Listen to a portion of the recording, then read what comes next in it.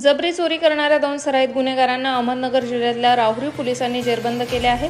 28 डिसेंबर रोजी राहुरी शहरातील कृषी उत्पन्न बाजार समिती राहुरी येथील जय किसान कृषी सेवा केंद्राचे येथे फिर्यादी जालिंदर चंद्रभान धुमाळ हे त्यांच्या शेतीसाठी खते खरेदी करत असताना 2 अनोळखी चोरट्यांनी त्यांच्या खिशातील 34,000 रुपये रोख रक्कम जबरीने चोरून नेली होती। त्याबाबत त्यांनी राहुरी पोलीस ठाण्यात गुन्हा दाखल करण्यात आला होता। या गुन्ह्याचा तपास करत असताना सदर गुन्हा सराईत गुन्हेगार कुर्बान इस्माईल शेख आणि दीपक उर्फ खड्ड्या अशोक वावरे यांनी केला असल्याची गुप्त माहिती राहुरी पोलीस ठाण्याचे पोलीस निरीक्षक श्री संजय ठेंगे यांना मिळाली। या माहितीच्या आधारे पोलिसांनी तातडीने श्रीरामपूर येथे जाऊन दोन्ही आरोपींना मोठ्या शिताफीने ताब्यात घेऊन त्यांना गुन्ह्यामध्ये अटक केली आहे। अटक केलेल्या आरोपींकडून चोरीला गेलेल्या रकमेपैकी 5,600 रुपये पोलिसांना जप्त केले आहेत।